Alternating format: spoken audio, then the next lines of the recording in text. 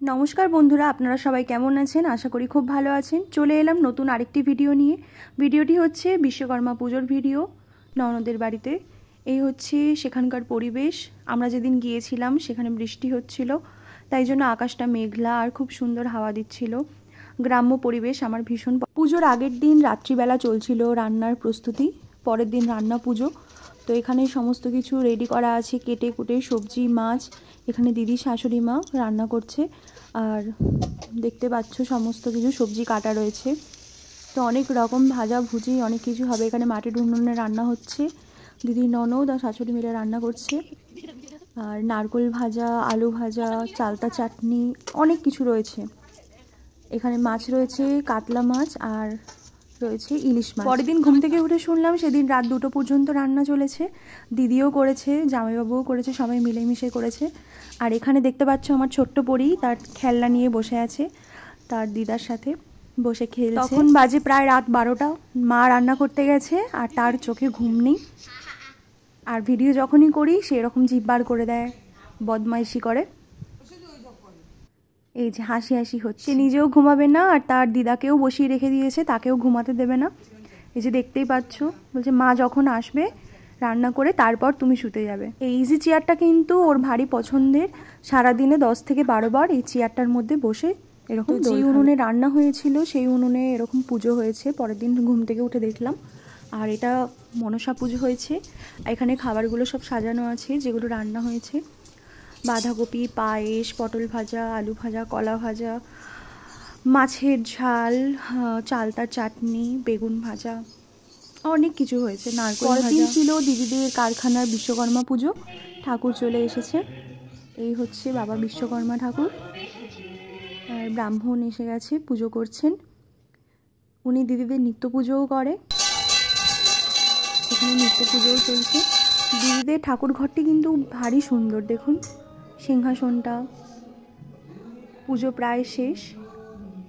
তো এই ভিডিওটা আমাদের ঠাকুরমশাই আসার আগের ভিডিও। এখানে সবাই বসে আছি, আমরা গল্প করছিলাম। পুজোর প্রস্তুতি চলছে। দিদি, জামাইবাবু, মা এরা সবাই বসেছিল অঞ্জলি দেবে বলে।